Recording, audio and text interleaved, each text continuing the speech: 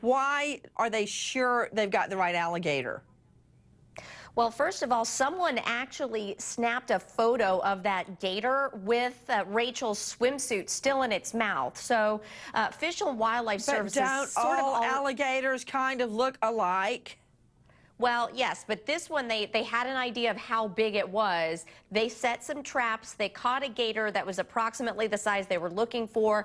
They put that gator down, opened him up, and her arm was still inside of that 300-pound gator.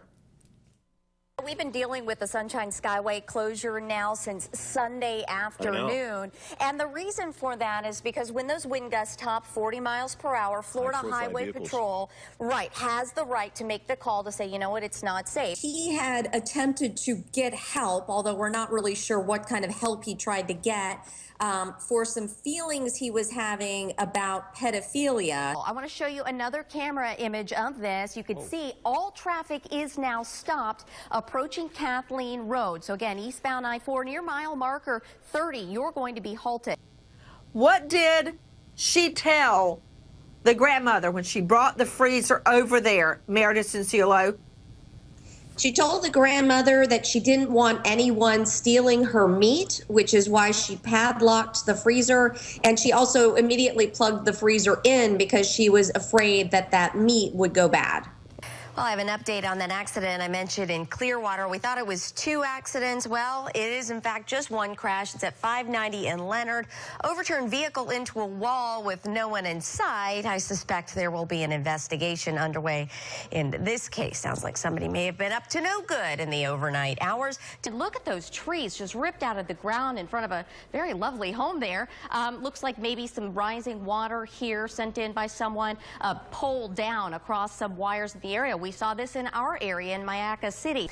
Well, the story really begins with those excited tweets about the Dark Knight Rising premiere. The website Storify curates various social media into one spot, so take a look. For example, on Foursquare, Juliana, she tweeted about it's going to be a great night. She was at Century 16 just moments before this shooting occurred.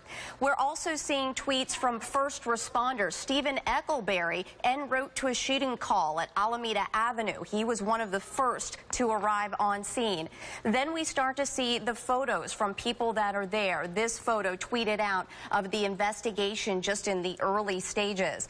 We see victims tweeting from the hospital. This man was shot. He actually tweeted a picture of his gunshot. We're not going to show that to you, but really you just don't get more raw than that. Then you start to see the local news coverage. We can see victims there taking care of one another. Then the story starts to go out. This is really how folks are getting their news these days. This was an iPhone alert about the gunfire there in Aurora. Story spread across the globe. This is from a Norwegian newspaper early this morning. Then we see the first responders tweeting out information on how you can share details on victims or gather more information. And then the personal response. I got chills when I saw this. Jamie tweeted, "So lucky we went into 8 instead. She was supposed to be in theater number 9. But made the choice to go next door, and her life may have been spared because of this." Hey, Howard Franklin Bridge travelers, I want to show you an accident. It is eastbound, so that's going to be northbound 275 near the hump of the bridge. We see a road ranger here and EMS arriving on scene just a bit closer to Tampa. Right now, no delays, but certainly that could change, so I'll keep you posted on that. We have an update out of Plant City where the cleaning crews have arrived. They're sopping up some fuel that spilled, part of a jackknife tractor trailer on northbound Park Road, just north of I-4. Early morning for those guys. Traffic is rerouted off of northbound Park Road. On the maps, I'll show you where they're sending folks. Westbound onto Frontage, northbound onto Maryland. That gets you to Sam Allen Road, or just use 39 as your alternate. I-75 northbound looking great out of Riverview, Big Bend Road, and through I-4, a 14-minute trip. And even the crosstown looks okay this morning. But I want to take you over to my Facebook page.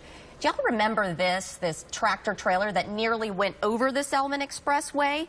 Well, it didn't. That driver pretty lucky, but the driver I'm about to show you, not so much. His big rig crashed over a guardrail onto the interstate below, closing I-70 near Kansas City for more than 5 hours.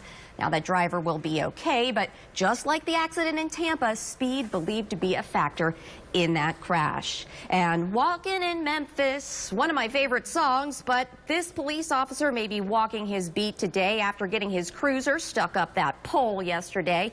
He lost control of his car while attempting a routine traffic stop, drove up the guide wire. That officer, by the way, cited for failure to maintain control and hitting a fixed object. And I apologize for my singing.